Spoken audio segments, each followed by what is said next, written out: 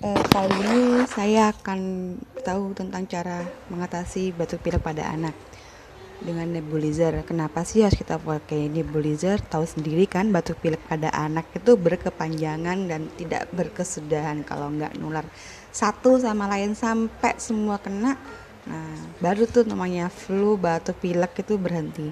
Saya sendiri sebenarnya penderita asma dan sering inhalasi ke rumah sakit.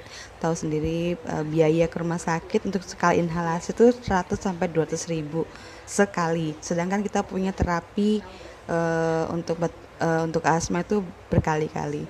Nah, makanya kenapa saya punya alat kesehatan sendiri di rumah, karena selain menjaga kesehatan keluarga saya juga lebih irit sih ya biayanya ya, jadi bisa digunakan berkali-kali kapanpun dan dimanapun. Untuk ini saya percayakan pada produk Omron. Di rumah sih ada banyak, ada termometer, pengukur tekanan darah sama nebulizer ini. Nah, untuk batuk pilek pada anak kita bisa menggunakan nebulizer dari Omron ini yang NEC 803. Yang penting walaupun termasuk aman, nebulizer pada anak di rumah harus tetap dengan resep dan dosis yang sudah dokter berikan.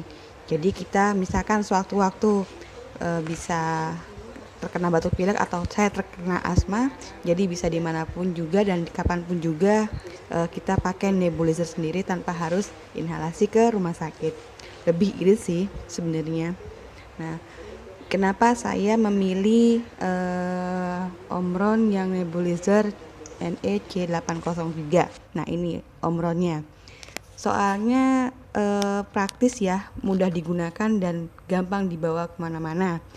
Kalau misalkan kita pakai untuk sekeluarga juga bisa. Jadi dari saya, orang dewasa, ada masker dewasa, masker anak, juga ada nebuli kitnya juga ada.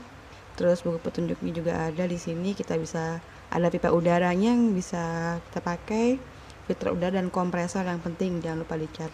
Ini cara pakai untuk anak, pada orang dewasa, dan juga nebula kit untuk orang dewasa. Nah, kenapa saya pilih nebulizer ini? Karena bagus. Cobain yuk. Lebih lanjut hubungi omron-nebulizer.com.